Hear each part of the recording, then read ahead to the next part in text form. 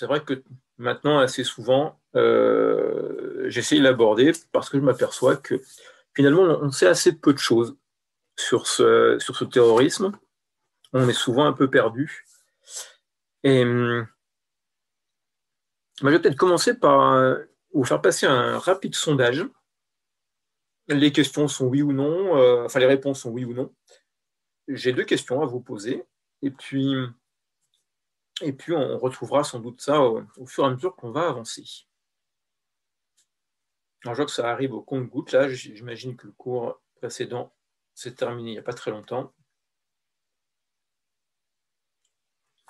Voilà un peu le sondage auquel j'aimerais que vous me répondiez. J'ai deux questions qui sont celles qui apparaissent ici. La première chose, j'aimerais savoir ce que vous pensez de ça. L'affirmation, le terrorisme est causé par la pauvreté. Et puis une deuxième question, les terroristes sont-ils des fous? Et puis comme ça me permet de vous donner un petit débriefing là-dessus. Donc fin du sondage. Et je vous laisse voir vos résultats pour que vous puissiez comme ça savoir comment vous avez répondu. Donc là, j'ai 44 réponses à ces deux affirmations-questions. Et puis, tout de suite, je vais vous donner un petit retour par rapport à ce qu'on connaît là-dessus. Donc la première chose, le terrorisme est causé par la pauvreté. Vous répondez oui à 20%, non à 80%. Là, on est au tout début de l'étude par rapport à cette question du lien terrorisme et pauvreté. Alors, ce qui est amusant, c'est que vous répondez de manière un peu différente à des sondages récents que j'ai fait passer, où on me disait plutôt à 55% pauvreté, oui, et 45%, la réponse était non. En fait, vous êtes très très proche de ce qui est les premiers tableaux, les premières recherches qui sont faites dans le domaine. C'est un domaine très très récent de réflexion où, contrairement à ce que beaucoup pensent, eh bien, le lien est très très faible entre la pauvreté et le développement du terrorisme. Le terrorisme est avant tout une question de politique et de recherche de pouvoir, de puissance par des individus, par des groupes, ou des besoins d'affirmation. Mais très très rarement, on est face à des gens qui sont en train de structurer un mouvement terroriste pour raison de pauvreté. On va l'utiliser certainement pour recruter des exécutants, mais à la base, vous avez plutôt des gens qui sont assez richissimes. Hein. Ben Laden était milliardaire, par exemple. Et un certain nombre d'autres créateurs de groupes ou qui sont la direction de groupes sont des gens qui ont fait des études supérieures. Vous avez de très nombreux ingénieurs, par exemple, des médecins, des hauts dignitaires d'un régime qui a pu être renversé, etc. La question que je vais poser, sont-ils des fous? Je vois que là, on est beaucoup plus mitigé. Là, c'est des études très très récentes également qui sont menées sur folie ou pas de la part des terroristes. Là, ce qui pourra peut-être en surprendre certains, c'est qu'en fait, c'est très très très rarement des gens qu'on peut qualifier de fous. Déjà, il faudrait savoir ce que c'est qu'un fou, mais a priori, un fou, c'est quelqu'un qui agit sous le coup de l'émotion, qui est très perturbé émotionnellement. Qui ne réagit plus de manière rationnelle, etc. Là aussi, les études qui ont été faites, c'est peut-être effectivement sur le terrain, je dirais au bout de la chaîne, celui qui passe à l'acte avec un couteau, etc. C'est des gens qui sont un peu déséquilibrés, voire beaucoup pour certains peut-être, mais ça on est vraiment au bout de la chaîne. Mais tout ce qui va être le mouvement terroriste lui-même, eh bien en fait, vous êtes face à des gens qui sont tout sauf des fous. Au contraire, devant très souvent vivre dans la clandestinité, devant s'organiser pour passer entre les mailles du filet, Eh bien, dès que vous avez quelqu'un qui n'est pas stable, eh bien, très souvent, l'organisation l'élimine. Donc, les mouvements tels que vous pouvez entendre parler, que ce soit l'État islamique, Al-Qaïda ou d'autres, eh bien, vous êtes face à des gens qui sont très sensés, sont souvent des gens qui sont brillants pour certains, et qui vont recruter, mais on ne peut plus dire qu'ils font vraiment partie du mouvement touriste, qui vont recruter en dernière minute leurs exécutants. C'est un peu ce qu'on a vu là, ces derniers temps, qui sont pour le coup, oui, vraiment des gens qui sont des paumés, des fous, des complètement socialement déclassés, mais c'est vraiment des gens qui sont en fait extérieurs au mouvement, ils ne sont pas dans le mouvement. Voilà, je vais relever mes résultats pour aller un peu plus loin. Donc, sur la base de ce que vous me dire, je vais pouvoir vous présenter un tout petit peu ce que sont ces mouvements terroristes, ce que ça représente et d'où ça vient. Donc là, je vais vous passer un petit diaporama que vous trouverez également sur Moodle, par ailleurs. Alors, qu'est-ce que représente déjà en termes de chiffres le terrorisme? Là, j'ai été chercher des chiffres du département d'État américain, c'est-à-dire l'équivalent de ce qui peut être les affaires étrangères pour nous, en France. Et j'ai pris les chiffres de 2016, qui sont une année où il y a eu pas mal d'activités terroristes. On est juste avant la fin de ce qui est l'État islamique au temps territorial. En 2016, au niveau mondial, il y a eu presque 11 800 attaques. On peut dire 12 000, hein. Ce qui va être à peu près la moyenne que l'on a sur les années 2015, 2016, 2017 à peu près. Ces attaques, c'est un peu plus de 28 000 morts. C'est un peu plus de 35 000 blessés. Quand je parle des morts, par exemple, ou les blessés, ce sont les victimes. Parce que assez souvent, celui ou ceux qui mènent l'attentat n'y survivent pas, mais on ne les compte pas dans les décès. Ce qui est plus intéressant, c'est regarder peut-être dans quels sont les pays cibles.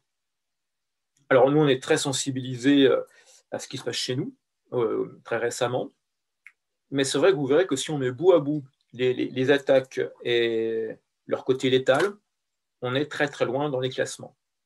Au niveau mondial, le pays où vous avez le plus d'attaques et le plus de morts, c'est l'Irak. En 2016, vous étiez presque à 7 000 morts. Suivi par l'Afghanistan, 5 300.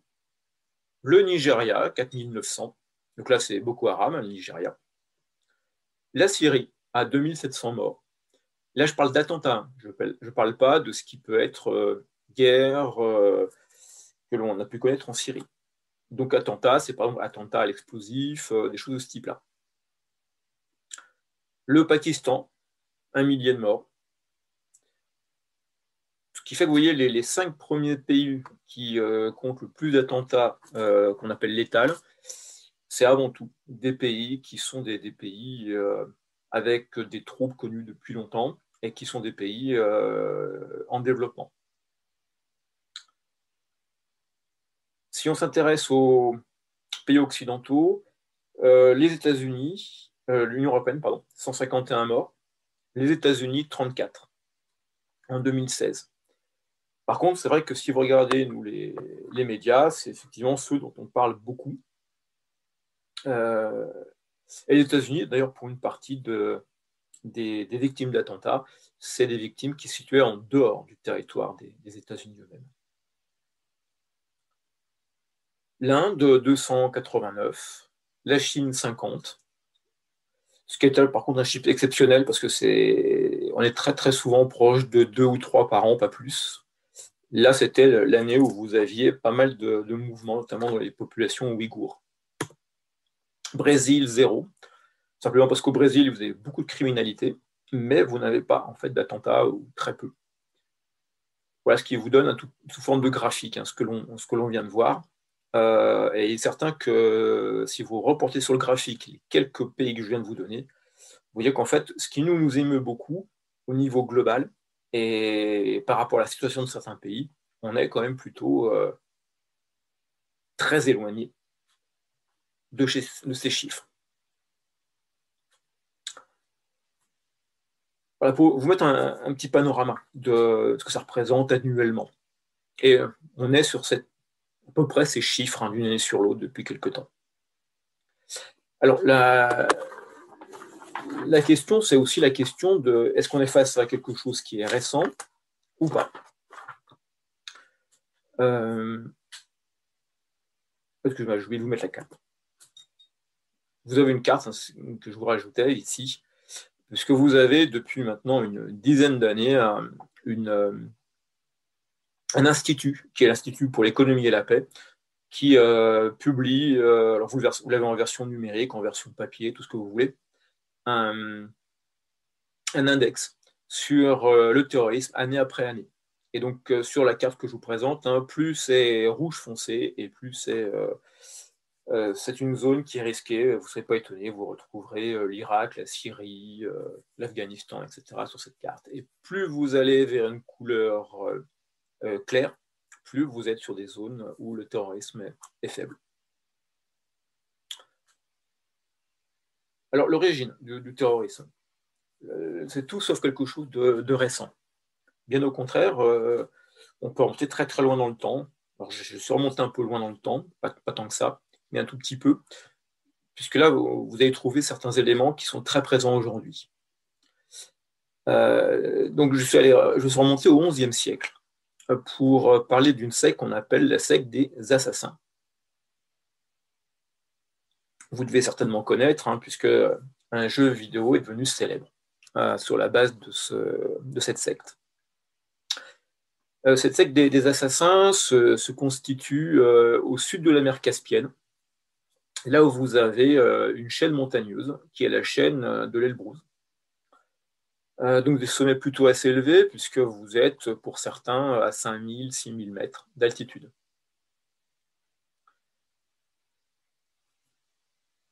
À l'époque, vous avez dans cette région-là une hégémonie d'un califat sunnite dans une zone. Vous voyez, ici, on a Téhéran, donc on est sur une zone qui est peuplée à une grande majorité de chiites.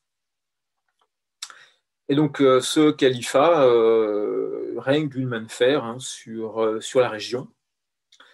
Et vous avez un personnage que vous voyez apparaître ici, qu'on appelle le vieux de la montagne. Alors, si vous voulez son nom, je peux vous le marquer quelque part. Son nom, c'est Hassan Sabbah, dit le vieux de la montagne.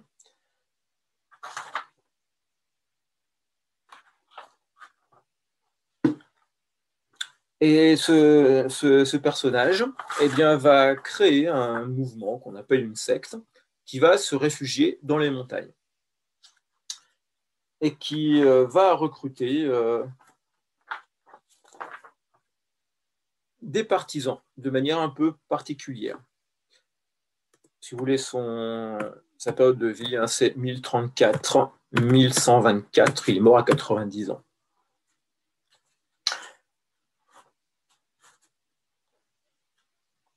Alors, il ne peut pas aborder de front, combattre de front le califat. Donc, il va avoir une tactique originale.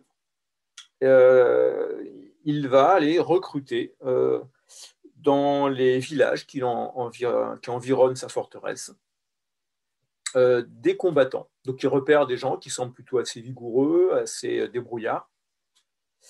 Et puis, il utilise un moyen très particulier pour les recruter. il leur fait boire des boissons à base de hashish. Et ça lui permet comme ça d'enlever ces personnes et de les former dans sa forteresse. Et on va alors baptiser, tout au moins c'est la légende qui nous le dit, les partisans de cette secte, ceux qui consomment du hashish, les hachachins, ce qui donnera, d'après la légende, le nom d'assassins.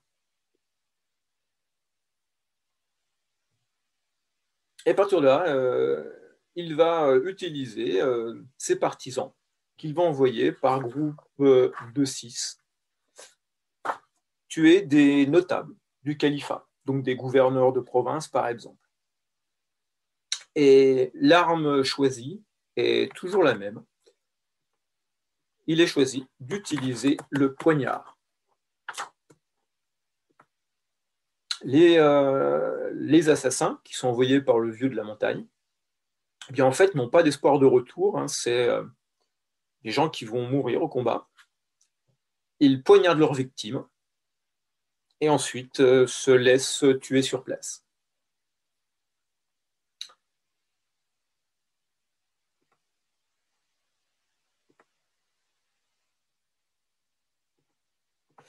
Et ce vieux de la montagne, eh bien, on a retrouvé quelques écrits, notamment celui-ci, qui doit peut-être vous permettre de mieux situer les choses. Et il explique en fait comment il mène son action. Elle dit là, le but, c'est pas simplement de tuer. Donc il ne s'agit pas d'agir complètement dans l'ombre, de tuer la personne sans témoin. Au contraire, il faut qu'il y ait la plus grande visibilité possible. Donc, si possible, il faut agir en public. Et là, je vous ai mis en gras la phrase importante. Tuer un homme, si possible un homme qui semble protégé, inaccessible, etc., eh bien, ça permet d'en terroriser 100 000. Donc là, il y a non seulement on tue, mais il y a aussi une autre dimension qui va être celle de regarder comment on va mourir. Donc on a en fait des partisans qui n'ont pas peur de mourir, ils meurent pour une cause. Ce qui devrait, de cette manière-là, non seulement générer des partisans, mais plus globalement, générer une certaine admiration de la part des foules.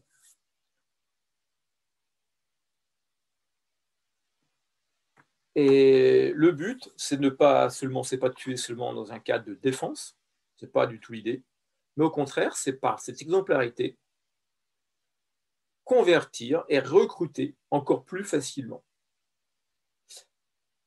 Et la phrase centrale qu'on retrouve constamment, c'est-à-dire que cet assassin ou ces assassins qui vont mourir après avoir mené cette action particulièrement visible, eh bien, ce n'est pas dans le monde présent qu'ils peuvent espérer trouver quelque chose comme le paradis, mais au contraire, c'est ailleurs qu'ils sont attendus.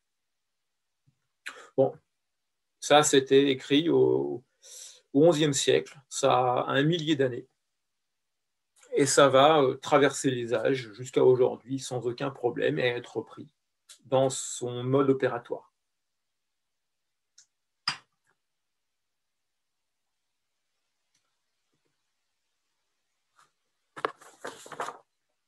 Alors regardons un tout petit peu maintenant un terrorisme qui est plus récent. Je vous dis, n'hésitez pas à réagir si vous avez des questions à un moment ou à un autre par rapport à ce que je vous raconte.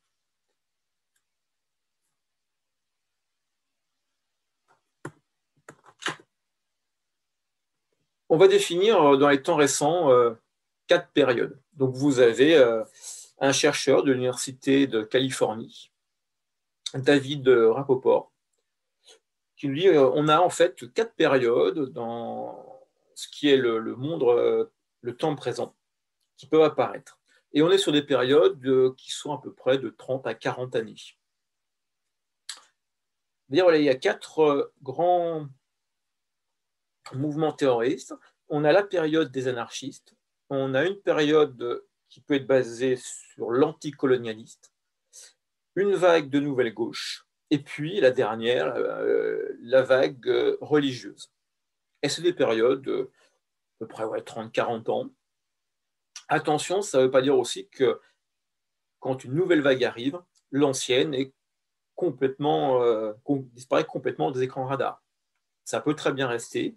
Ça peut être aussi des évolutions d'un mouvement qui va passer plutôt d'un type à un autre. Et ce qui est très vrai aujourd'hui, hein, même des rapprochements entre mouvements. Alors je vais commencer par la vague la plus ancienne. Toutes souvent utilisent d'ailleurs des techniques très proches. La première vague, c'est la vague des anarchistes. On est ici aux alentours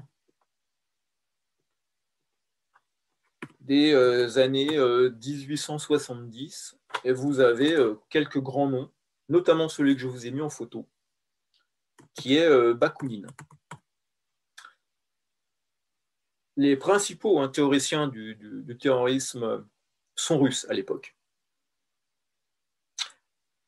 Simplement parce que la Russie, à l'époque, c'est la Russie des tsars, donc une société qui est tenue d'une main de fer, et il y a très très peu de place pour des mouvements d'opposition, pour ne pas dire aucune. Donc la plupart des opposants sont exilés. On est face à une situation extrêmement asymétrique. Et les gens comme Bakounine proposent des solutions alternatives. Et c'est de lui qu'on va avoir l'idée tout d'abord qu'il faut travailler sur de la terreur. Donc, choisir des cibles qui sont emblématiques.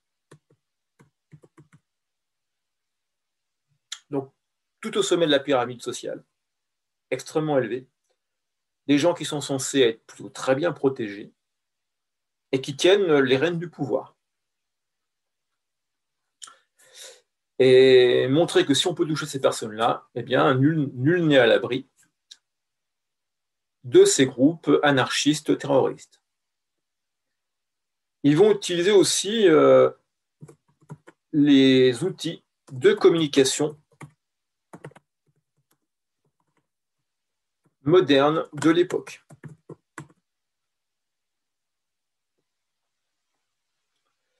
Donc,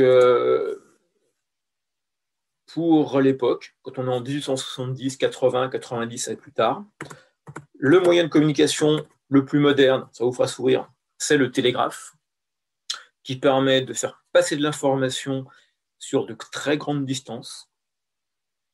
Et puis également, c'est le début des médias de masse qu'ils vont utiliser à fond. Donc dans les mouvements anarchistes, on va beaucoup utiliser le télégraphe pour envoyer des messages, ce que ne fait pas du tout ni l'armée ni la police de l'époque. Donc ça leur donne une très grande capacité d'initiative. Et puis surtout, quand ils mènent à bien un attentat, ils font en sorte de le médiatiser et de le revendiquer. Ce qui fait qu'un attentat qui a lieu en Angleterre, en France, en Russie, aux États-Unis, eh bien, fait le tour de la planète en quelques jours. C'est à peu près la dimension de l'époque. Hein. Et on sait exactement qui a mené à bien l'attentat et pourquoi. Voilà l'idée. Et puis, ils vont utiliser aussi des armes. Ils vont utiliser le poignard. Ça, c'est assez traditionnel depuis pas mal de temps, vous l'avez compris. Et puis surtout, il y a un moyen très, très nouveau qui apparaît. Ils vont utiliser la TNT. Vous avez à l'époque un certain monsieur Nobel qui invente un explosif particulièrement performant, baptisé la TNT. Eh bien, quand ils le peuvent, les anarchistes vont l'utiliser systématiquement. Ça fait énormément de bruit, c'est extrêmement destructeur. Les résultats sont choquants et impressionnants. Tout ce qu'il faut pour bien faire une bonne communication derrière. ce brave Nobel, hein, prix de remords d'ailleurs, créera le prix Nobel, entre autres, pour promouvoir les sciences et la paix dans le monde.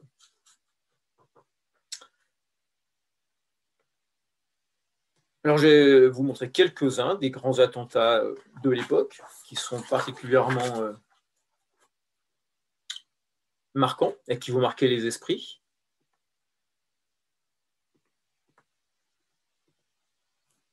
Voilà, j'ai commencé par celui-ci. Donc ça, c'est une gravure d'un journal de l'époque. Ça se passe en France. Ce que vous voyez ici, c'est un commissariat. Et je vais vous noter ça. C'est l'attentat de la rue des Bons Enfants à Paris.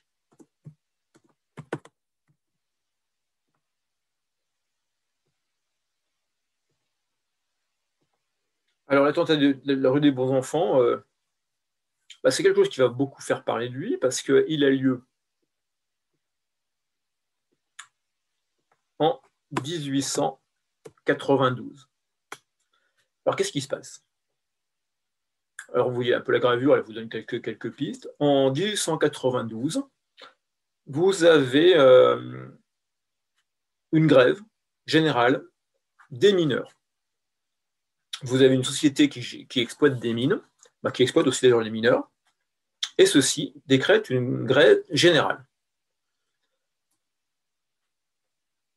Ils veulent de meilleures conditions de travail, le moins de travail des enfants, etc.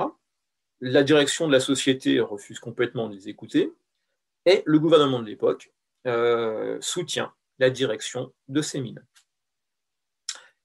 Un mouvement anarchiste, composé en fait souvent d'enfants, de familles plutôt très aisées, se constitue, va soutenir les mineurs. Et en fait, l'attentat qui a lieu ici, c'est qu'ils ont déposé un colis piégé devant le siège de la société qui exploite ces mines.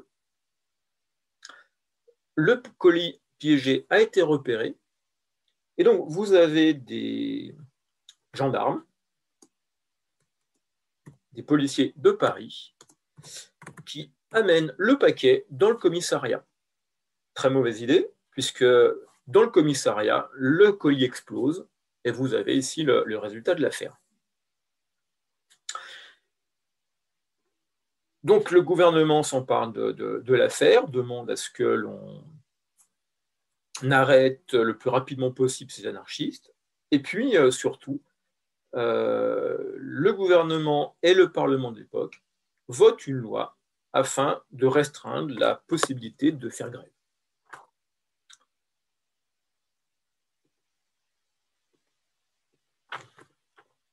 Résultat, deuxième attentat à Paris. Là, vous êtes en 1893. On est le 9 décembre.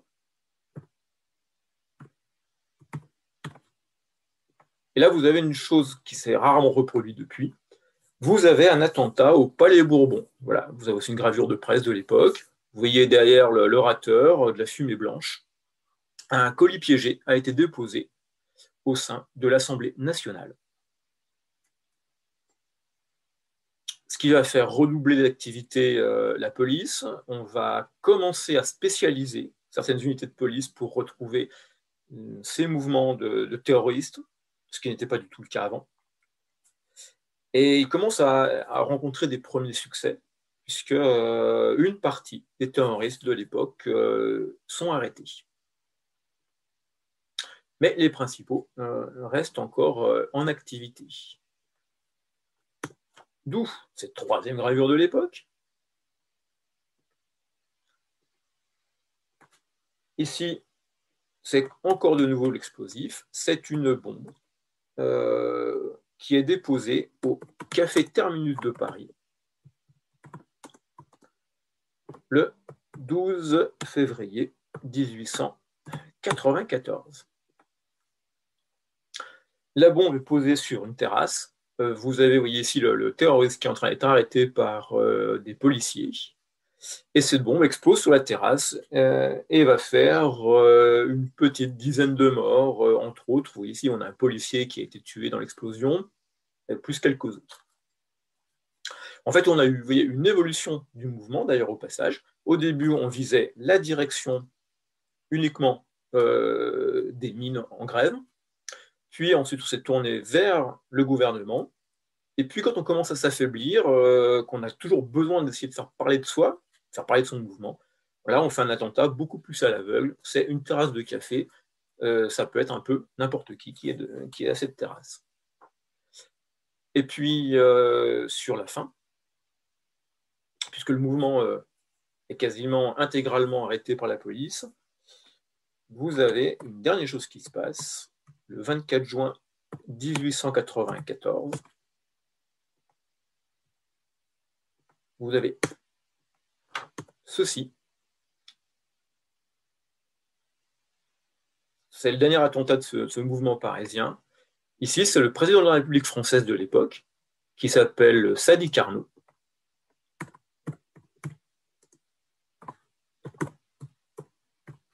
qui est assassiné. Vous voyez, il est dans sa calèche officielle, et vous avez l'assassin avec un petit couteau à la main, que vous pouvez sans doute repérer ici,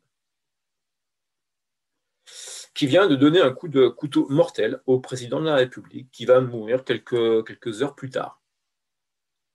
Ce qui vous explique que vous ayez un peu partout des rues, des avenues, des places Carnot en France. Prenez la rue Carnot à Annecy, par exemple. C'est en souvenir de ce président.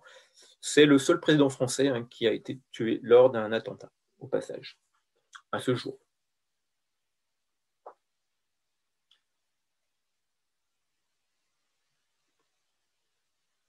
Est-ce que ça va pour vous? Donc là, on est sur toute une série d'attentats. Je vous en mets quelques autres aussi, parce que c'est ce qu'on appelle l'âge d'or des attentats. Vous avez celui-ci, qui se déroule aussi. Je ne sais pas si vous avez une idée de ce que ça peut être. Celui-ci.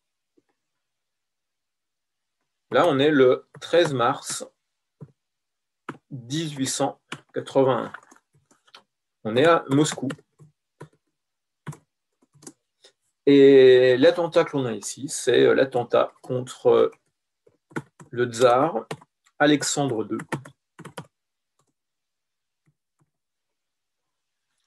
Ce tsar Alexandre II, eh bien, en fait, a été déjà victime de 11 tentatives d'attentat. Là, vous avez la 12e, mais la 12e lui est fatale. Vous avez ici le tsar qui est allongé, soutenu par un officier en uniforme. C'est les anarchistes russes qui ont mené cet attentat à bien.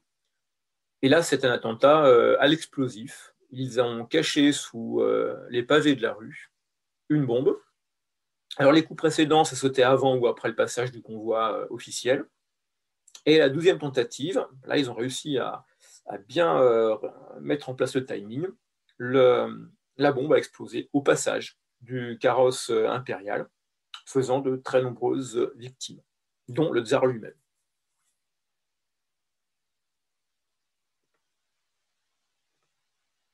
Après, j'en ai un autre qui est très célèbre aussi, gravure de l'époque. C'est cette gravure-ci. Est-ce que vous avez une idée de qui est cette personne?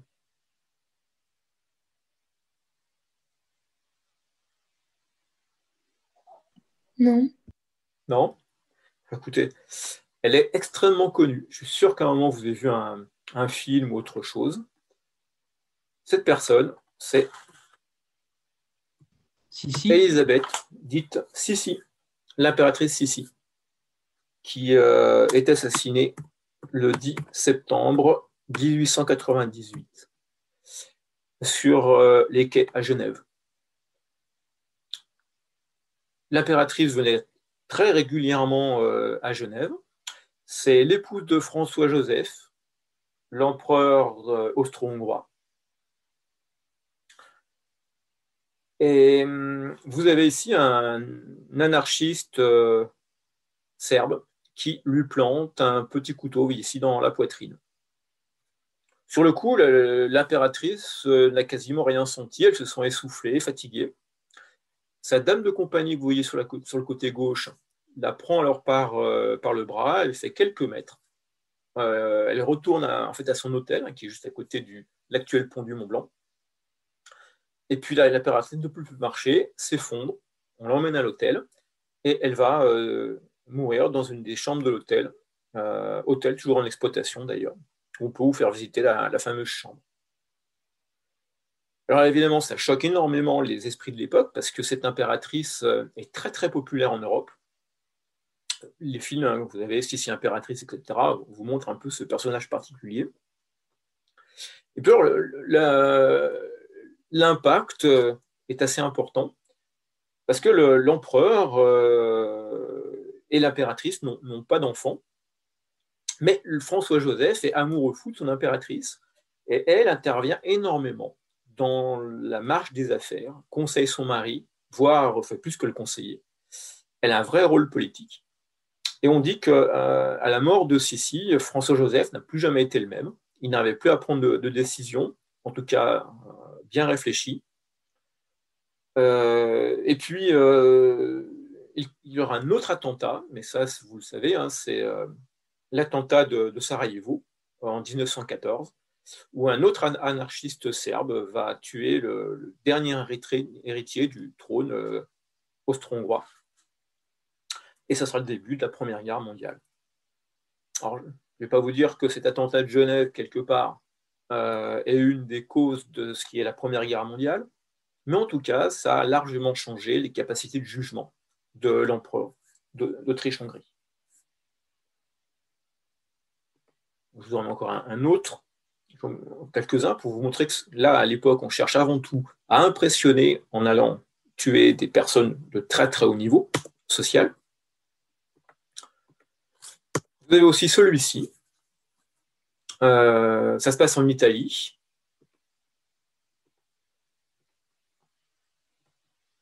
Et le personnage que vous voyez là s'appelle Humbert Ier.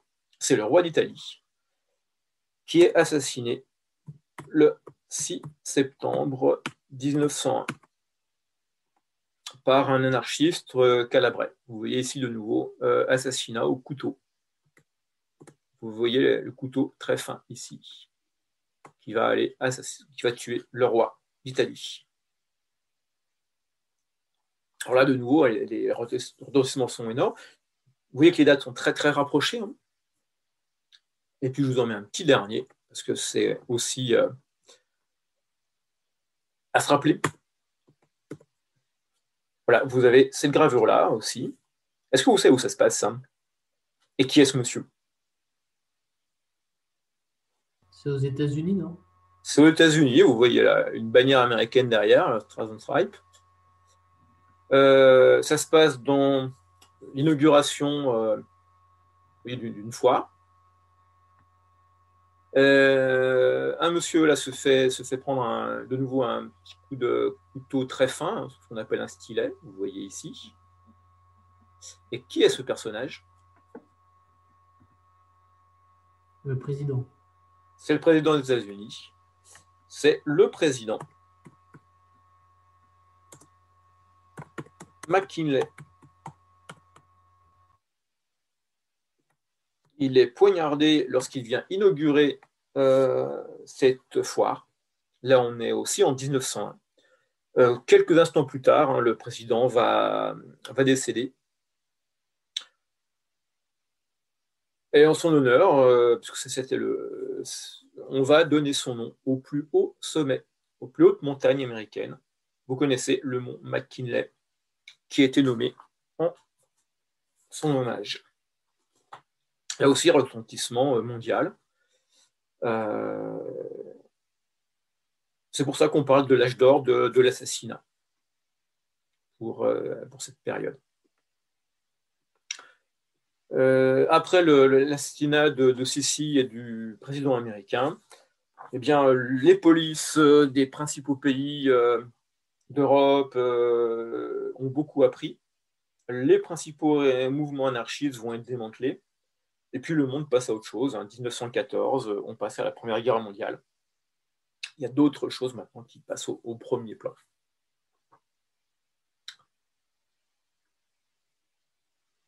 Le mouvement anarchiste, bien sûr, va continuer à vivre, hein, mais beaucoup moins de coups d'éclat, ça vivote plutôt qu'autre chose.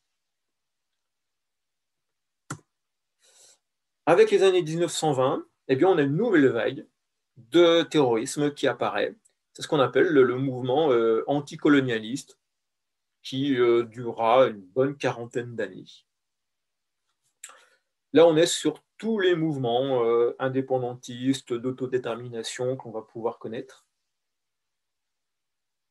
Et ça amène d'ailleurs souvent un problème de termes et derrière d'opinion.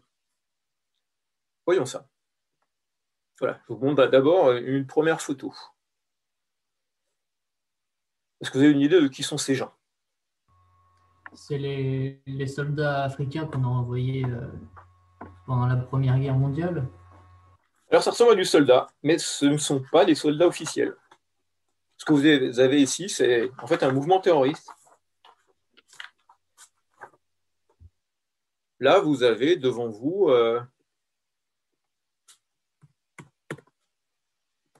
des militants de l'IRA, l'armée d'indépendance, l'armée révolutionnaire irlandaise, au début des années 1920. Et qui reprennent les attributs de ce qui va être une armée, avec un semblant d'uniforme, et quelque chose qui est plutôt assez normé, qui est présenté. Et ce que vous voyez en bas, c'est le drapeau irlandais, mais c'est une photo de l'époque, donc noir et blanc. Vous en avez un certain nombre d'autres hein, qui vont fleurir. C'est tous les mouvements dits indépendantistes. Donc, vous retrouvez ici des photos de l'IRA, hein, de l'époque. Il ne faut pas vous tromper, il y a de la cornemuse, on est très très anglo-saxon sur le fond.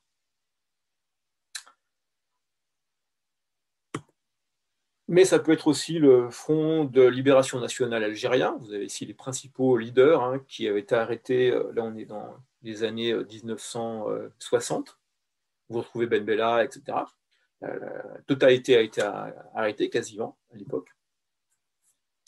Et ça commence à poser problème. Parce que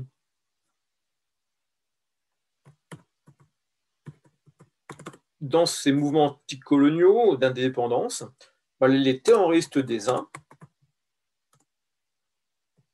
deviennent les héros des autres.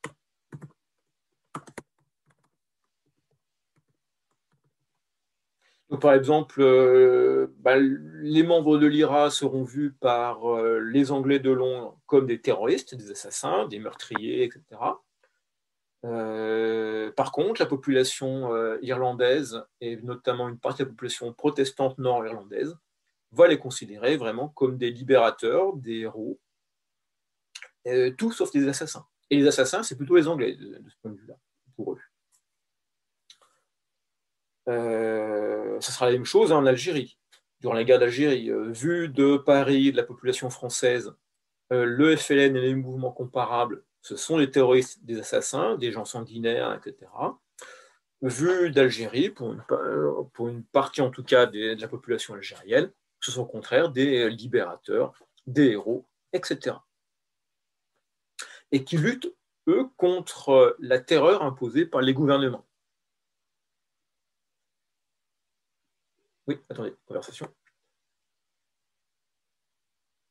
Ah, alors là, c'est ce que je vous disais. Là, on me dit, je ne suis pas d'accord, le FN n'est pas un mouvement terroriste.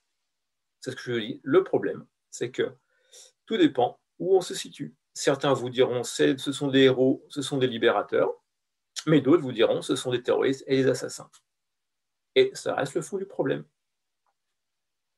C'est qu'à partir de ces années 1920, là où on pouvait être très catégorique en disant un mouvement est terroriste, sanguinaire, etc., point, à partir de 1920, les terroristes des uns sont les héros des autres.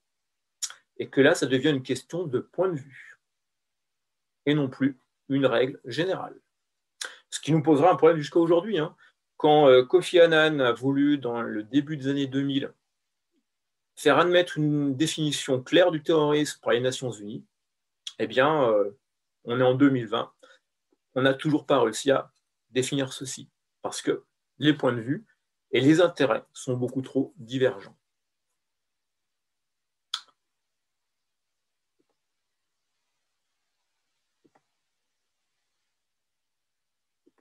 Alors, je vais vous montrer un autre mouvement. Je vais tout d'abord ce sigle, que vous ne connaissez peut-être pas. C'est en Israël? Oui. C'est de l'hébreu en tout cas. Pardon? Il me semble que c'est écrit en hébreu en tout cas. Alors c'est de l'hébreu. Ce que vous avez sous les yeux, pareil, c'est le sigle d'un mouvement qui s'appelle l'Irgun,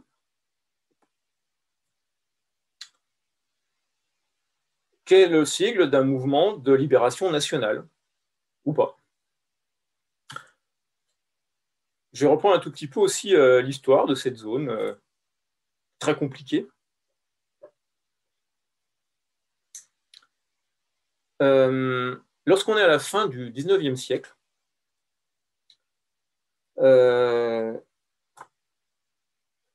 le sultan turc octroie par décret à des populations juives séfarates. Alors, le monde hébreu, vous pouvez en gros le servir en deux. Vous avez les juifs séfarates, qui sont les juifs qui sont sur le pourtour méditerranéen. Vous en trouvez au Maroc, Tunisie, etc., jusqu'en Palestine. Et vous avez le mouvement des juifs ashkénazes, principalement ceux qu'on va trouver dans l'Europe centrale et l'Europe de l'Est. Le sultan octroie des terrains marécageux en bord de mer à des populations juives séfarates qui s'installent, qui mettent en valeur ces terrains, qui sont vraiment des marécages insalubres, et commencent à les cultiver, etc. On est fin 19e siècle. Et puis, en Europe centrale, Europe de l'Est, c'est l'époque des pogroms, c'est-à-dire les descentes armées dans les quartiers juifs, et qui vont monter en puissance. La Russie, la Pologne, on connaît beaucoup, et avec l'arrivée du nazisme, ça ne fait que monter en puissance. Vous allez avoir, dès le début du XXe siècle, des migrations de ces populations ashkénazes en Palestine. Ça ne fait que monter en puissance, et puis surtout, ça monte extrêmement en puissance à partir de la fin de la Seconde Guerre mondiale. C'est la période de la Shoah. Donc, installation importante. Et surtout, la population juive de Palestine, qui était séfarade, extrêmement bien intégrée aux populations locales, eh bien, se voit peu à peu alimentée très fortement de populations qui ont une autre vision du monde et une autre origine, les juifs ashkénazes. Les frictions commencent à avoir lieu entre les populations palestiniennes et les populations, surtout de juifs ashkénazes. On va joyeusement multiplier les attentats d'un côté et de l'autre, ou les assassinats, enfin, on peut appeler ça comme on veut, mais quoi qu'il en soit, entre Ashkénazes et les populations principalement arabo-palestiniennes, ça se passe vraiment pas bien. Et ces Ashkénazes, habitués à connaître des persécutions, créent un mouvement de défense qui s'appelle l'Irgun, mouvement qui va s'armer fortement. Et les choses vont peu à peu dégénérer. Les Anglais, qui à cette époque-là sont en Palestine, ont un mandat.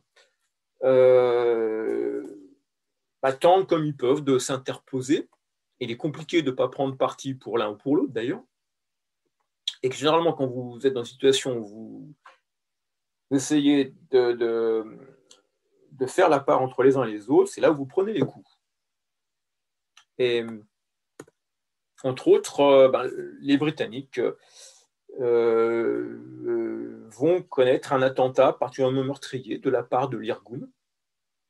Vous avez ici un hôtel qu'on appelle l'hôtel Kings David, avec des personnalités militaires britanniques ainsi que le gouverneur britannique de la Palestine. Vous reconnaissez d'ailleurs le maréchal de Montgomery à l'arrière-plan avec son petit béret. Et en blanc, Lord Mountbatten, le frère du roi britannique. L'Irgun va plastiquer cet hôtel, King David, qui est en fait le QG des Britanniques. Vous avez ce qui reste de l'hôtel après l'utilisation par l'Irgun de TNT. Vous voyez que la moitié de l'hôtel est descendue. Une quarantaine de morts parmi les Britanniques, et qui, avec la multiplication de ce type d'attentats, eh bien, vont littéralement transformer. Là, vous avez une vue de Jérusalem qui va être littéralement bunkerisée. Vous voyez ici, vous avez des plots en béton pour essayer d'arrêter des véhicules, des grillages, des checkpoints. Là, vous êtes en 1946, déjà. Et cet Irgun eh bien, va se transformer dans ce qu'on appelle aujourd'hui Tsahal, l'armée israélienne. C'est l'embryon de cette future armée israélienne, et puis qui sera à l'origine de 1947 de la création aussi de l'État d'Israël. Donc là, de nouveau, vous êtes sur ces mouvements d'indépendance, d'autodétermination, de volonté de créer son État à soi. Et de nouveau, cette complication, l'Irgun va être vu par certains comme un mouvement entièrement légitime, libérateur, constitué de héros, de défenseurs des populations juives installées sur place. Et puis pour d'autres, seront plutôt vécus, notamment pour les Britanniques, vous l'avez compris, comme étant des mouvements de terroristes qui s'attaquent, en fait, là pour le coup, à la paix. Mais ils ne sont pas les seuls d'ailleurs dans l'affaire. Bon, on multiplie ces éléments-là, mais jusque dans les années 60, vous retrouvez ceci.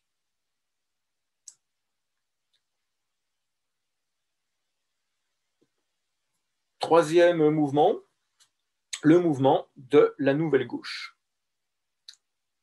Là, c'est le mouvement qui prend la suite, même si le mouvement précédent va rester actif. Celui qui passe au premier plan, c'est la vague de nouvelle gauche.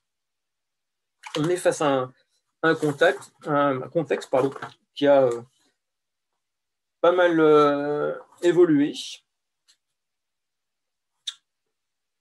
Quand vous êtes dans le début des années 70, eh bien, on a eu la guerre du Vietnam qui est passée par là.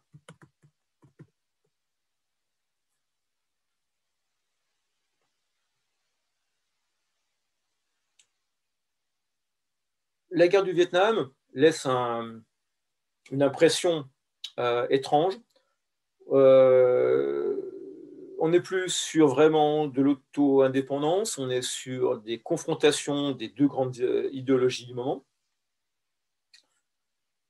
Et pour la première fois, on a des scissions au sein des opinions occidentaux.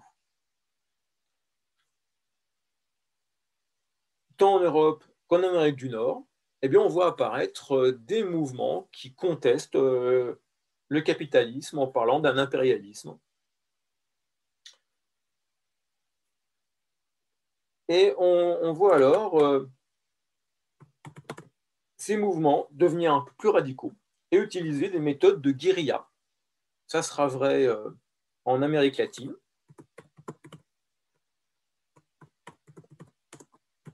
Ça sera vrai en Europe. Tout cela, c'est dans un contexte de guerre froide. Donc derrière, ils sont soutenus par l'URSS qui leur fournit des moyens financiers, qui leur fournit des moyens pour s'entraîner, de l'équipement, et certainement aussi d'ailleurs des cibles. C'est même plus que certains qui leur fournissent des cibles d'ailleurs.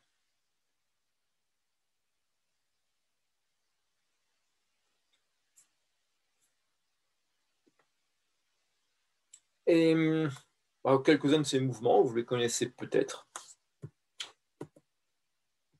C'est parti. Les techniques utilisées, c'est avant tout les techniques de l'air du temps. On ne va plus s'attaquer à des dirigeants, forcément. On ne va plus s'attaquer aux forces de l'ordre, armée et police, ce qui était assez manifeste quand même sur les deux mouvements précédents. Mais on va essayer de développer un mouvement beaucoup plus de terreur généralisée. C'est l'utilisation de la prise d'otages. C'est aussi le détournement d'avions, qui devient le moyen technique de l'époque. On a une démocratisation du voyage aérien, et bien on va détourner des avions. Allègrement. On va commencer par ceci.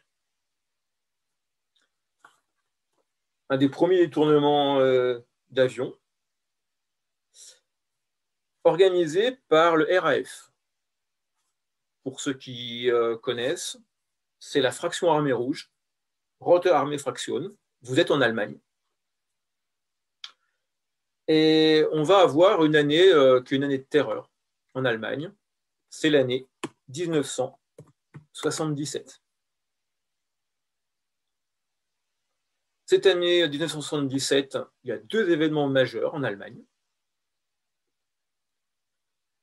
Un premier événement, c'est un détournement d'avion.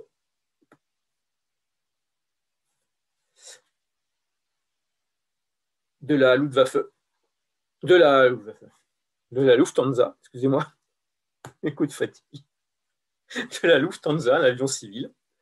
Vous avez l'avion ici, vous voyez, qui est à l'atterrissage et les passagers, les otages qui descendent de l'avion à ce moment-là. Et puis, la deuxième chose qui se passe, c'est le monsieur que vous avez ici, qui est le président des patrons allemands, qui s'appelle Hans-Martin Schleyer.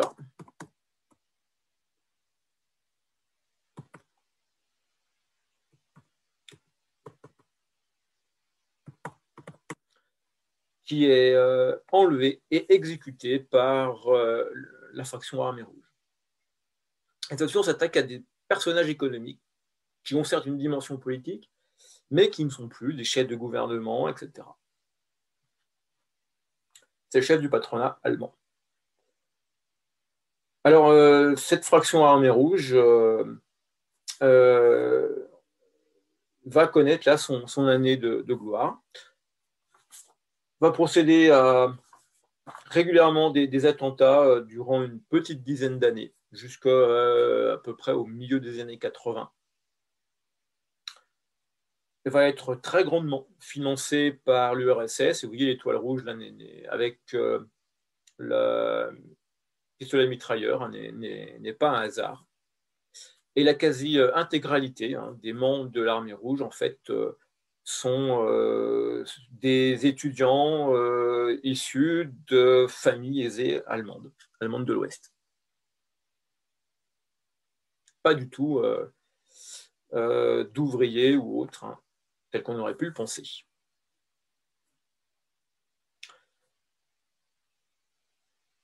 Ce mouvement, on le verra, se rapprocher des mouvements d'ailleurs palestiniens à l'époque. On retrouvera ça dans quelques instants. Dans les autres pays d'Europe, on rencontre des choses similaires. Vous avez les brigades rouges en Italie qui vont pendant à peu près plus d'une vingtaine d'années être très présents sur la scène italienne, parce que les brigades rouges, pour faire simple, c'est à partir de 1976 jusqu'en 2008. On en entend parler. On va avoir deux générations en fait. La génération d'origine, et puis qui va peu à peu, au bout d'une quinzaine d'années, prendre sa retraite. Et puis une nouvelle génération qui reprend le flambeau derrière, qui va être nettement moins, quelque part, virulente. Le grand fait d'armes qui va faire beaucoup parler des brigades rouges en Italie, eh bien, c'est l'enlèvement de ce monsieur que vous avez juste ici, Alors, je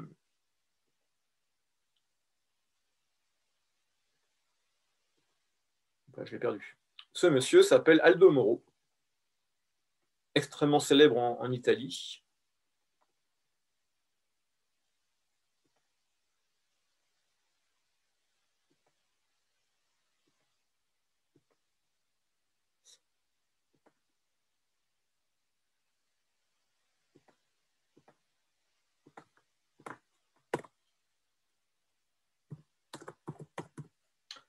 Et en fait, cet attentat qui se passe en 1978, c'est le président du Parti démocrate chrétien italien. Il est enlevé avec son chauffeur. Et quelques jours plus tard, on va le retrouver dans le coffre de sa voiture, criblé de balles. Il a été exécuté. Jusque-là, les Brigades Rouges avaient plutôt bonne presse au niveau de la population italienne. C'était un peu un mouvement qui attirait les sympathies parce qu'il s'attaquait principalement au milieu économique romain, milanais, etc. Avec des actions surtout matérielles, hein, pas tellement de victimes, même pas de victimes. Et puis, l'enlèvement de ce président du Parti démocrate chrétien va être un véritable tournant. On entre alors dans ce qu'on appelle en Italie les années de plomb, où sur l'espace d'une vingtaine d'années, on va connaître 84 morts et pas loin de 500 blessés par attentat.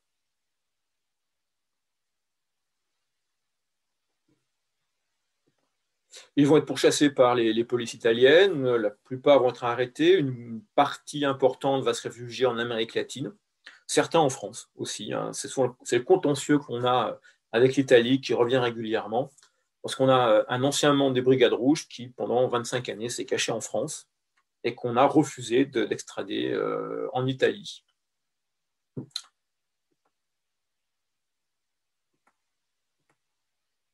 En France, on a connu aussi notre mouvement qui s'appelle Action Directe. Peut-être en avez-vous entendu parler de celui-ci. C'est la même mouvance que les deux précédents, qui va être actif de 1979 à 1989. C'est un mouvement très fermé, d'une grosse cinquantaine de personnes, qui va être arrêté par la police ou être éliminé. Ce mouvement en France, c'est 80 attentats. Et c'est une douzaine de morts.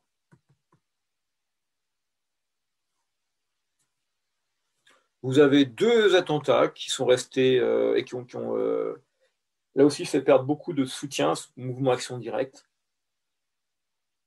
C'est tout d'abord l'assassinat de Georges Besse, qui à l'époque est le PDG de Renault. Renault est alors une entreprise complètement publique française, ce qu'on appelait la Régie Renault. Et le PDG est assassiné au bas de chez lui par le groupe Action Directe. Là, on s'en prend en fait aux intérêts économiques de l'État, hautement symboliques. Et puis un autre attentat, c'est celui du général Audran. Ce général Audran, en France, c'est le directeur international de la DGA, c'est-à-dire la Direction générale de l'armement. C'est en fait ce qui est l'industrie militaire française. Et notamment, le général Audran s'occupe de tout ce qui est exportation d'armement français à l'époque à l'étranger. Il va être assassiné en 1980. On n'a jamais trop su, publiquement, on ne nous en a jamais beaucoup parlé. Ce qui se dit, c'est que ce général Legrand venait d'autoriser l'exportation de pièces détachées d'armement en direction de l'Iran. Et que ça n'aurait sans doute pas beaucoup plu à certains mécènes d'action directe, que ce soutien à l'Iran. Entre autres, à l'époque, l'URSS soutenait l'Irak, comme d'ailleurs les États-Unis soutenaient l'Irak, contre l'Iran. Mais c'est ce qui se dit. Ce n'est pas forcément ce qui a été rendu public. À partir de 89, vous n'avez plus de militants d'action directe dans la nature. Vous savez, ils ont tous été arrêtés ou éliminés. Et on peut dire que à partir vraiment des années 90, que ce soit la fraction armée rouge, les brigades rouges ou action directe, leur temps est passé. On va peu à peu aller sur autre chose. C'est l'apparition de la quatrième vague, pardon.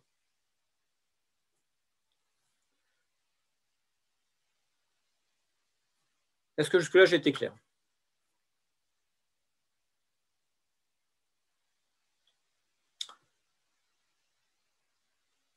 Quatrième vague.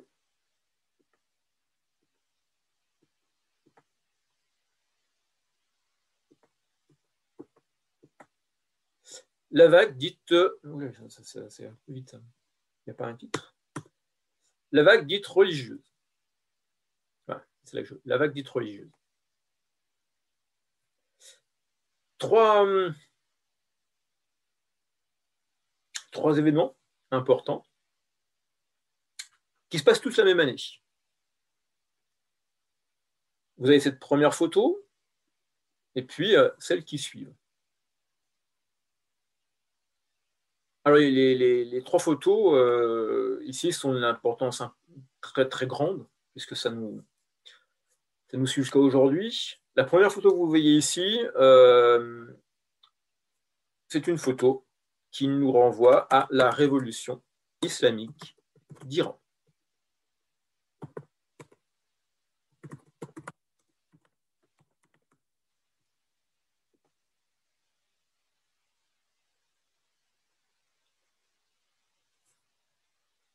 Alors, la révolution islamique d'Iran,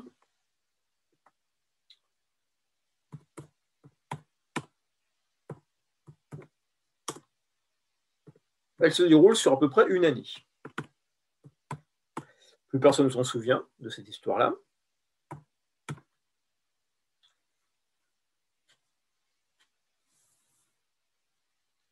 Depuis l'indépendance de l'Iran, ou plutôt le retour à l'indépendance de l'Iran, vous avez une famille royale qui est la famille du Shah d'Iran,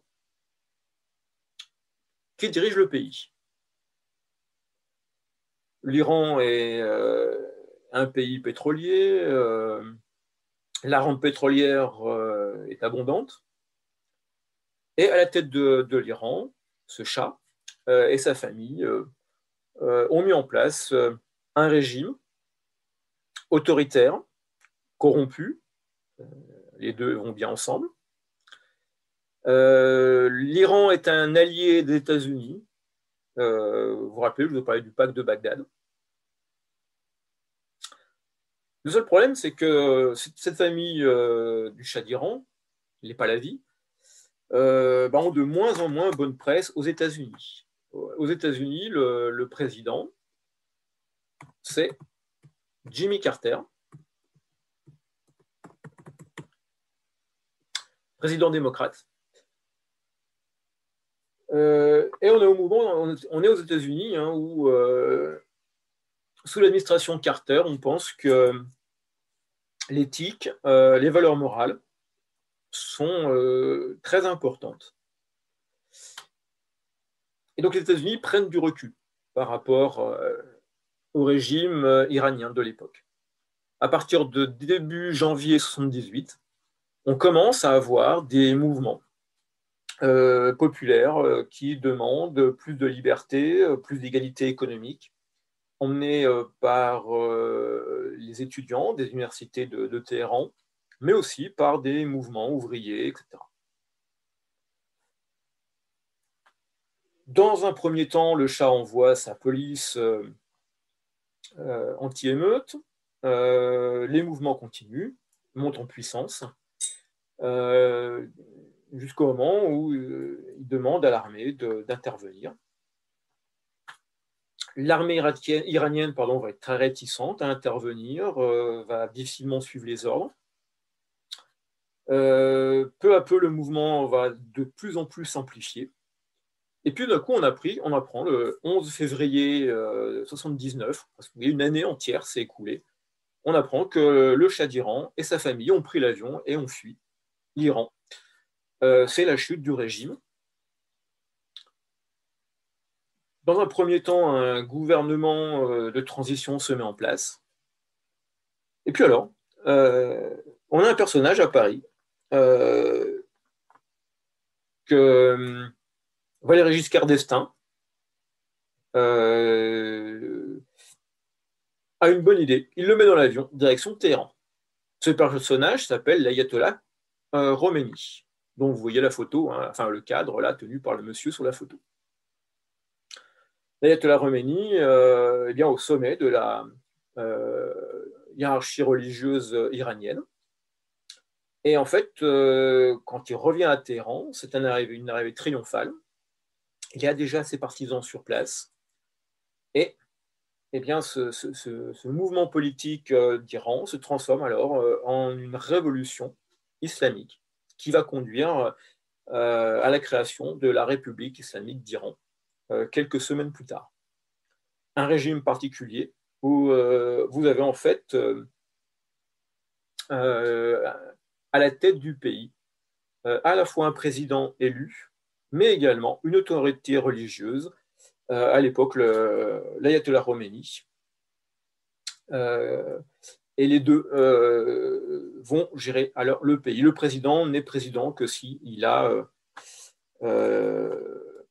été reconnu par l'ayatollah du moment. Alors, c'est un camouflet pour les États-Unis parce qu'ils perdent un allié. Et puis surtout, une montée en tension très importante. Carter, au début, voyait tout ça d'un œil pas si négatif que ça. Et puis, tout d'un coup, les étudiants télécommandés sans doute par le nouveau régime s'emparent de l'ambassade américaine à Téhéran. Vous connaissez sans doute la suite. 200 diplomates et marines sont arrêtés, passent devant les caméras, les images sont vues dans le monde entier. Ils sont emmenés dans une banlieue de Téhéran. Ne sont pas rendus tout de suite aux Américains. Les Américains mettent sur pied une action de Navy SEALs pour délivrer leurs otages. C'est une véritable catastrophe. Les hélicoptères des Navy SEALs partent d'un porte-avions dans le golfe Persique.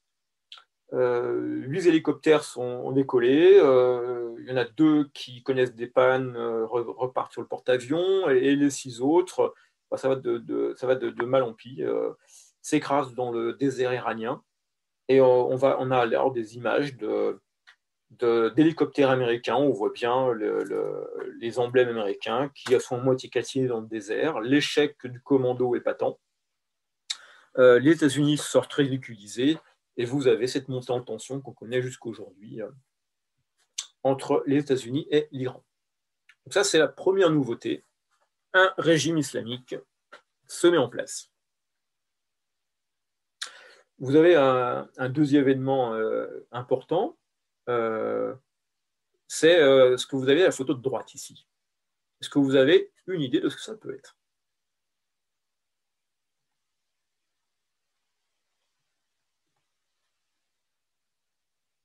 Quelle est cette ville?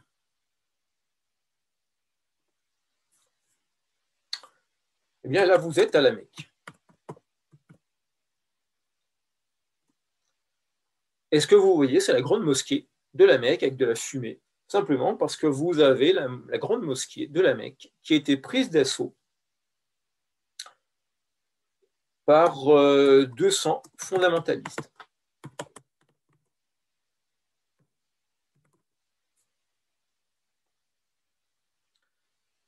On va avoir ainsi la Grande Mosquée qui est occupée du 20 novembre au 4 décembre 1979.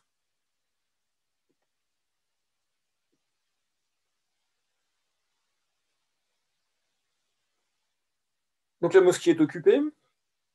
L'armée saoudienne, la police saoudienne n'a pas du tout les moyens, les compétences de prendre d'assaut la Grande Mosquée.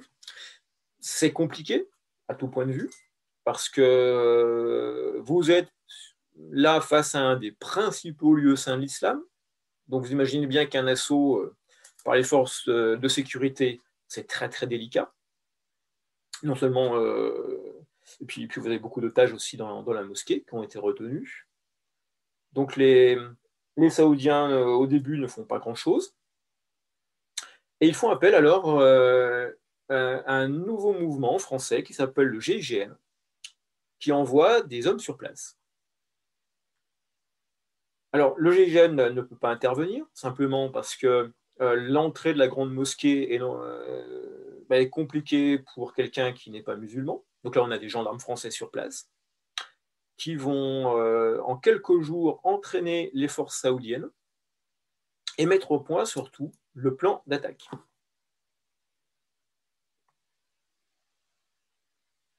Oui, quand je parle des fondamentalistes, on est d'accord.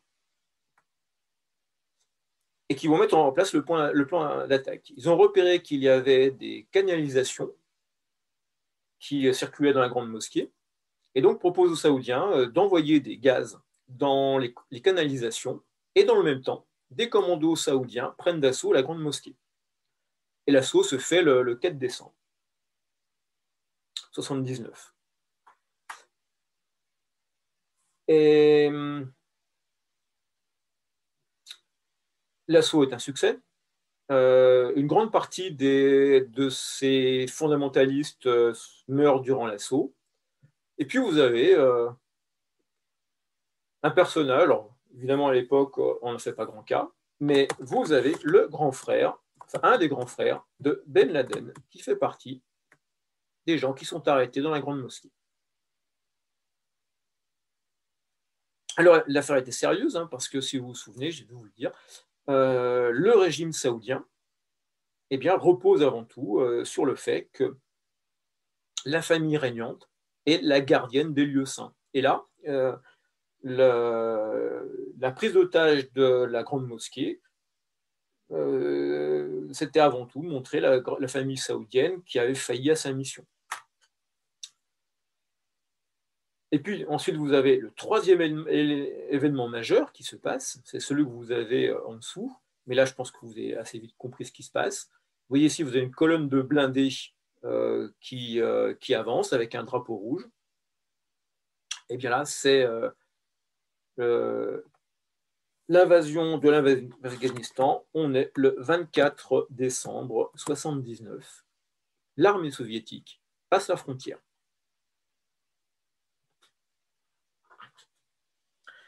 Alors pourquoi les soviétiques passent la frontière? C'est très simple. Début de l'année 79, le gouvernement afghan est un gouvernement communiste. Il y a eu des élections qui avaient été organisées et le Parti communiste afghan remporte ces élections. Par contre, ça se passe très mal le reste de l'année. Il se rapproche bien sûr de Moscou à l'époque. La population conteste fortement les premières actions de ce gouvernement, les premières tentatives de réforme. Par le passé, on avait un gouvernement royaliste, donc l'Afghanistan était énormément parcouru de mouvements divers et variés. Et lorsqu'on arrive en décembre 1979, le gouvernement afghan est en train de perdre le contrôle complètement de ce qui se passe dans le pays. notamment dans la plupart des provinces montagneuses, et que l'Afghanistan est beaucoup montagneux en fait. Et le gouvernement afghan alors appelle à l'aide de Moscou, et le premier secrétaire à l'époque du PC soviétique, Brejnev, contre l'avis de ses principaux conseillers, décide une intervention militaire en Afghanistan. C'est ce que vous voyez sur la photo, là, les chars soviétiques qui rentrent en Afghanistan.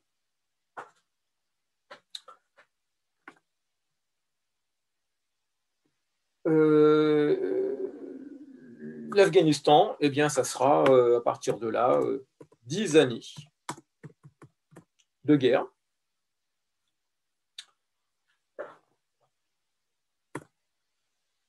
« 79-89 ». C'est le Vietnam soviétique, hein, pour faire simple. Et partons de l'idée de tout ce qui peut gêner mon ennemi est bon pour moi. Les États-Unis vont soutenir tous les mouvements qui résistent aux soviétiques.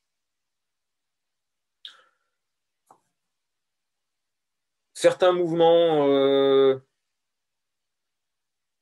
sont des mouvements qui sont avant tout des mouvements régionaux ou ethniques. C'est le cas des mouvements du commando Massoud. Et puis certains autres vont être particulièrement soutenus parce que c'est des mouvements à origine religieuse. Et ça tombe bien parce que les soviétiques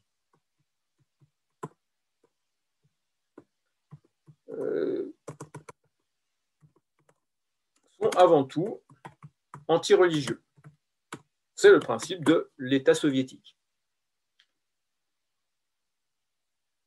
Donc, si on soutient des mouvements religieux, ils ne trouveront pas pire ennemi que les anti-religieux. Donc, on va soutenir massivement en fournissant du matériel, en fournissant des conseillers pour pouvoir former les combattants. Et sur place, vous avez différents mouvements qui vont se structurer. Et notamment, vous avez un mouvement qui s'appelle pas encore Al-Qaïda, mais qui va être, comme beaucoup d'autres, soutenu. Et puis, entre autres, bientôt, on va parler du numéro 2 d'Al-Qaïda, qui s'appelle Ben Laden. Voilà, vous avez en 79, en fait, les racines, les cartes aussi, pour comprendre ce qui va se passer facilement une quarantaine d'années plus tard.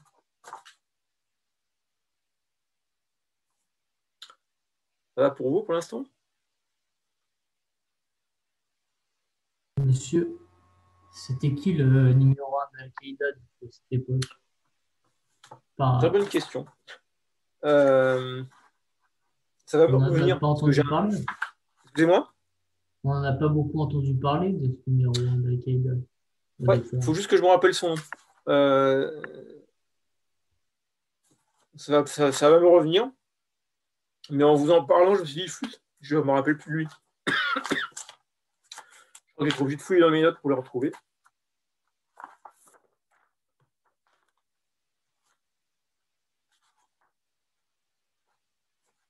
Si je ne vous le donne pas aujourd'hui, je vous le donnerai plus tard, hein, parce que là, j'ai un grand blanc. Je préfère avancer et puis je vous le donnerai mercredi, ça sera mieux. Je le marque quelque part et je vous le ressortirai. Voilà, là on est aux prémices. Alors la suite. La suite, c'est ce qui va arriver. La suite, c'est ceci. Je pense que vous devez pas connaître ces photos. Pourtant, c'est des photos qui continuent à circuler beaucoup dans l'armée française, par exemple. Oui, cette photo-là, on a du béton écroulé. Vous avez un parachutiste qui tient à la main de quelqu'un. Eh bien, ceci, c'est l'attentat contre Drakkar, Là, on est à Beyrouth.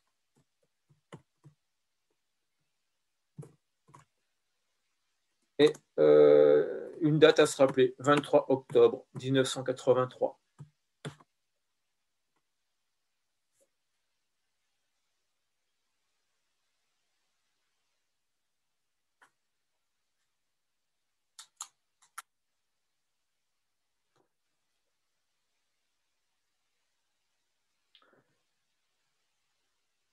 Alors, qu'est-ce qui se passe à Beyrouth?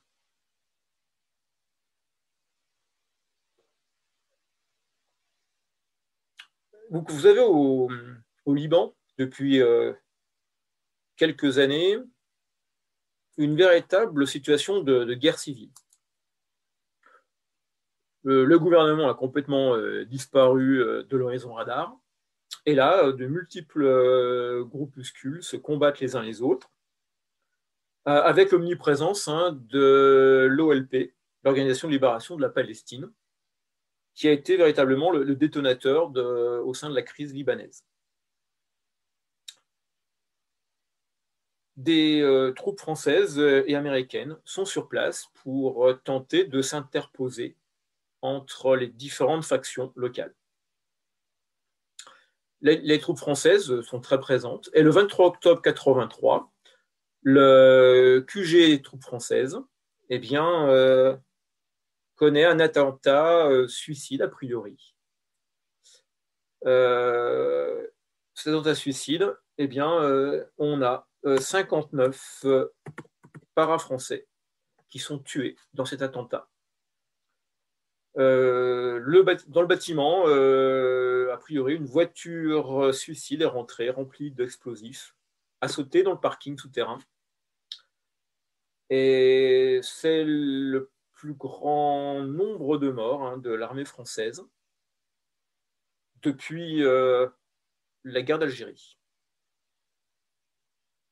Et depuis, tous les 23 octobre, tous les parachutistes de France célèbrent la mémoire de leurs camarades tombés.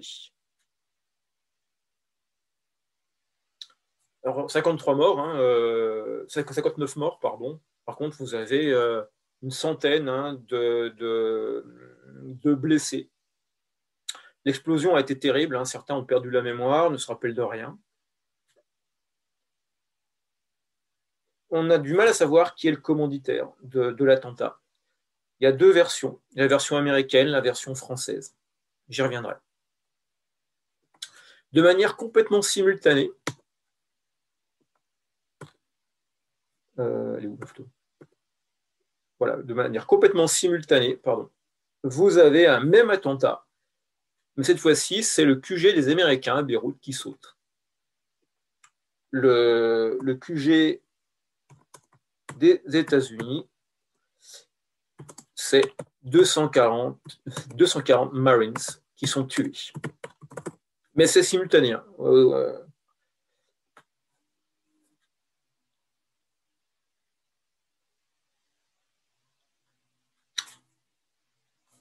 Alors, qui sont les commanditaires? Parce que, 240 Marines, c'est de loin, là aussi, l'attentat le plus meurtrier qu'ont pu connaître les Américains. Pour les USA, et ce qui sera en fait la version officielle, qu'on retiendra également dans la presse française. L'auteur de l'attentat serait le Hezbollah libanais, c'est-à-dire une milice chiite soutenue par l'Iran. Évidemment, ça n'améliore pas les relations entre l'Iran et les États-Unis. Ça, c'est la version officielle. Le Hezbollah serait à l'origine d'un véhicule, enfin deux véhicules suicides pour les deux QG. Au sein de l'armée française, on ne pense pas la même chose. Aucun témoin ne se souvient avoir vu une voiture pénétrer dans le QG français, forcer les barrages de sécurité. Toutes les sentinelles à l'entrée du bâtiment se souviennent seulement d'une explosion, ne se rappellent pas avoir vu passer un quelconque véhicule. Et si on retrouve des véhicules calcinés dans le parking, ça semble normal, puisqu'a priori, c'est un parking. et qu'a priori, les voitures étaient déjà là. Voilà. Ce qui se dit dans les services de l'armée française, c'est qu'en fait, le bâtiment avait été utilisé par les services d'espionnage syriens. Et que très certainement, le bâtiment était resté miné. Et ce serait les services de renseignement syriens qui seraient à la base de l'explosion. Ça, c'est la version officieuse qui circule aujourd'hui dans l'armée française.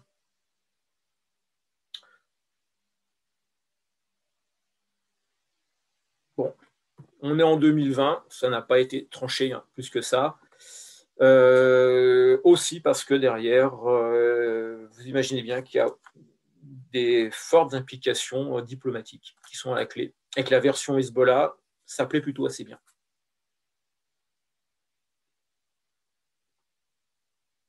Là, on est en 83.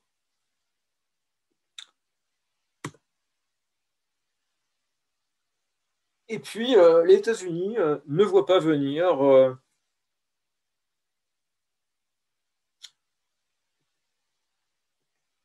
l'inéluctable. Là, vous avez une photo, c'est New York, 28 février 93. C'est le premier attentat contre le World Trade Center à New York. Et c'est, à ma connaissance, le premier attentat islamiste sur le territoire américain. Il va y avoir une petite dizaine de victimes, principalement au niveau des sous-sols du World Trade Center. Ça passe relativement inaperçu, sauf que le commanditaire, c'est en fait un des financiers d'Al-Qaïda. Sauf qu'à l'époque, personne n'a fait attention à ça aux États-Unis. Et puis vous avez alors deux autres grands événements dont on parle plus trop actuellement. 17 novembre 97, c'est le massacre de Luxor, donc en Égypte. Vous avez 62 touristes, pour la plus grande majorité suisses, qui sont assassinés. Leur bus est mitraillé.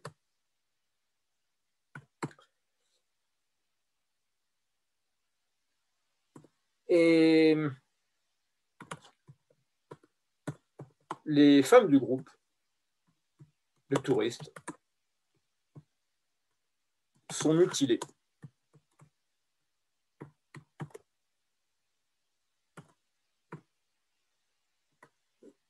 par les terroristes. Donc les femmes sont mutilées au couteau, j'ai oublié de vous rajouter, par les terroristes. Alors on va beaucoup en parler parce que au sein de ce groupe, il y a 34 touristes suisses qui sont tués. Après on oubliera parce que on a l'habitude de rapidement oublier les choses.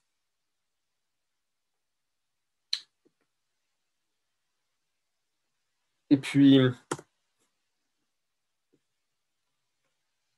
il y a un événement qui se passe en 97, juste avant. Vous avez Ben Laden qui envoie une fatwa. Alors, elle est enregistrée, diffusée depuis l'Afghanistan. Et Ben Laden demande à ce que partout sur la planète, où qu'il soit, eh bien, tout bon musulman doit s'en prendre aux intérêts américains, qu'ils soient civils, économiques, militaires. Ça passe complètement inaperçu, notamment aux États-Unis. Personne ne regarde, n'écoute ces enregistrements de Ben Laden. Il n'y a que juste quelques étudiants qui sont des étudiants en langue arabe qui tombent sur ce message, le déchiffrent et essayent de le faire passer au service américain qui n'en tiennent pas du tout compte. Quelque part, mal leur en prend parce que vous avez, voyez ici, de nouveau 2 attentats. Ici, on est en 98. Là, c'est le 7 août 98.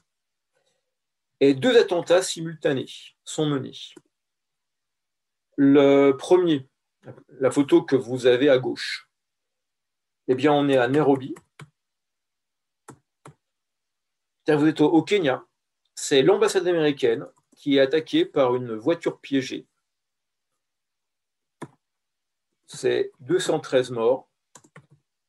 Et on estime à près de 5000 les blessés de cet attentat. Et monsieur, ces 213 morts, là, c'est essentiellement quasiment tous des Américains? Non, essentiellement des Kenyans. D'accord. Parce qu'en fait, déjà dans une ambassade, vous avez une partie du personnel qui est issu du corps diplomatique, ou qui sont des employés américains. Par contre, vous avez une part relativement importante d'employés qui sont des employés du pays. Et en fait, la voiture piégée a explosé dans la rue. Et à Nairobi, l'ambassade américaine est au centre-ville. Résultat des courses, sur les 213 morts, principalement, c'est des employés ou des piétons kenyans qui passaient par là. Quant aux 5000 blessés, c'est toutes les personnes environnantes qui, même pour certaines, pouvaient être dans un appartement, mais ont été blessées à la fois par le souffle, par les débris, etc. Au même moment, à Dar es Salaam, donc là vous êtes en Tanzanie, l'ambassade américaine également est attaquée, mais exactement au même moment. Il y aura un peu moins de morts, ils seront 11, et puis vous avez une centaine de blessés. Là également, principalement des Tanzaniens.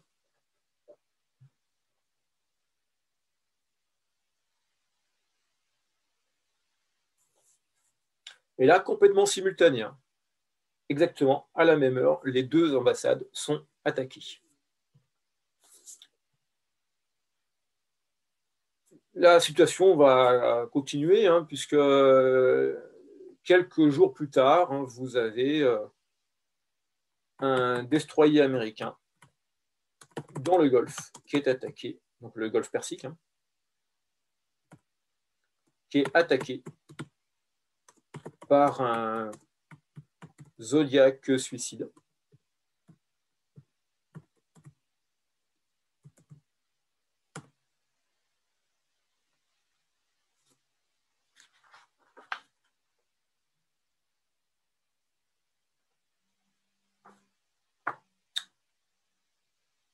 Et ces attentats sont revendiqués par un mouvement qu'on ne connaît pas,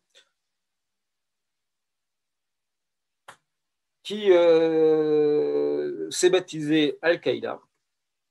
Quand vous le traduisez en français, ça signifie la base. Et les Américains commencent alors un peu plus à s'intéresser à ce mouvement, à s'intéresser à cette fatwa qui a été lancée quelques mois auparavant. Et puis, la suite, je pense que maintenant, vous la connaissez un peu mieux. Ça va être 2001, par exemple. Et puis, ce qui va suivre.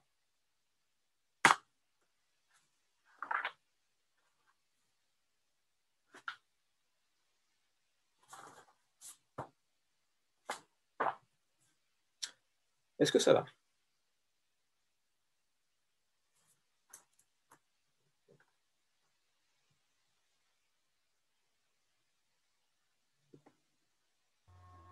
On se rend quand même compte un peu de l'arrogance américaine, de ne pas avoir pris au sérieux Al-Qaïda dès le début. Disons que Al-Qaïda, c'est un dossier qui est éminemment complexe, en même temps extrêmement symbolique.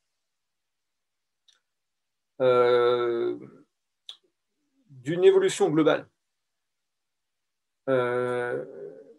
Les prémices d'Al-Qaïda, on ne le voit pas dans le début des années 80, avec une lente montée en puissance. Et surtout une montée en puissance dans les années 90 en tant que mouvement terroriste. On a quelque chose qui, au début, est soutenu par les États-Unis, puis peu à peu va être contre les États-Unis. Mais la manière dont les États-Unis eux-mêmes perçoivent le monde n'y sont pas complètement étrangers.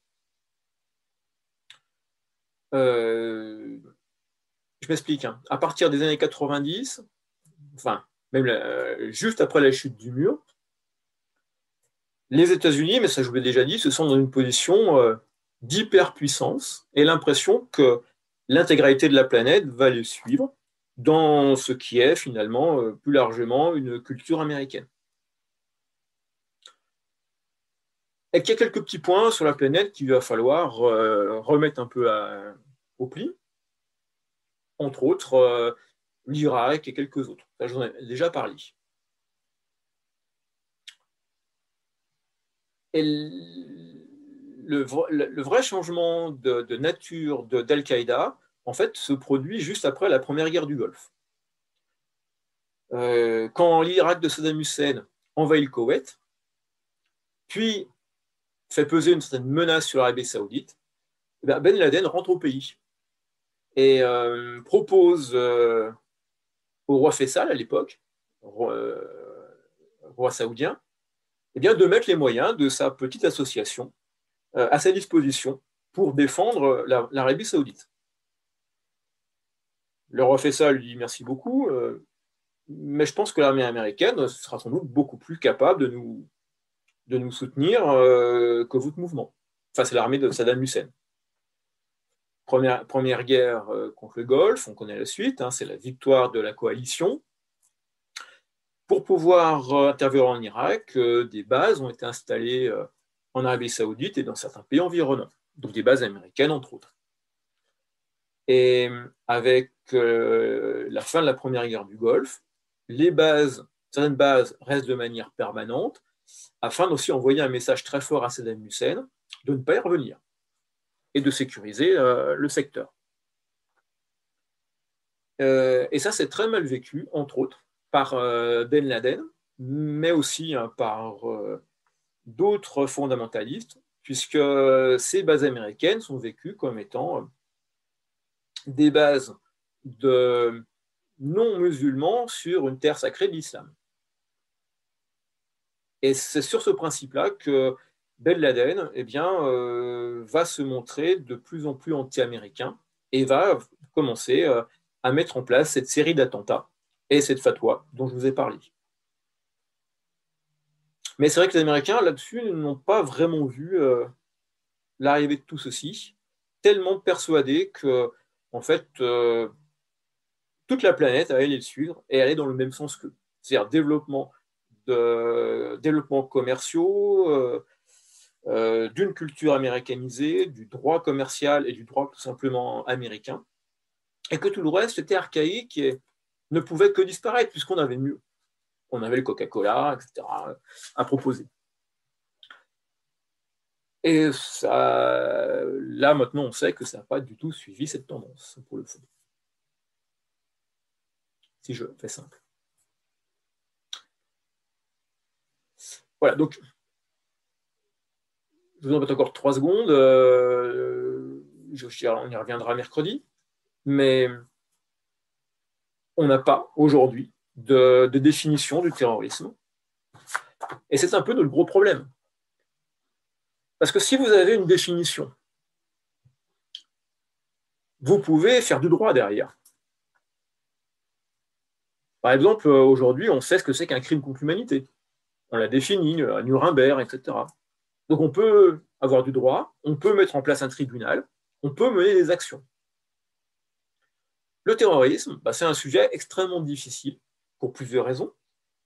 Mais, par exemple, les Nations Unies n'ont pas de définition du terrorisme. Et première chose, on est face à un concept qui est un concept plutôt très contesté. Et ça sent mieux.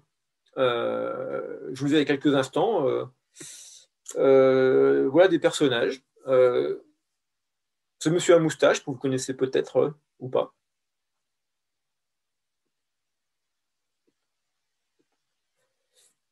Ce monsieur, eh bien, c'est Abdullah Öcalan. Il est actuellement dans les prisons turques. C'est le leader du PKK, d'un mouvement de libération kurde. Eh bien, certains vont le voir comme étant un terroriste. Ça, c'est le gouvernement turc. Par contre, beaucoup de Kurdes le considèrent comme un héros de leur peuple. Et dans beaucoup de pays, on le considère comme ça également. Donc là, compliqué. On en revient à ce que je disais il y a quelques instants avant. Rien que pour ça, ça pose un problème. Puis à côté, vous avez des personnages comme celui que je vais vous mettre ici. Est-ce que vous connaissez ce jeune homme? Enfin, jeune homme à l'époque.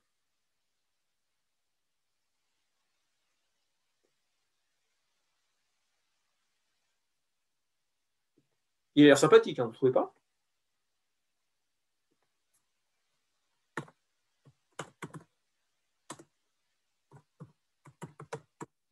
C'est l'attentat d'Oslo. Voilà, c'est Anders Behring Breivik.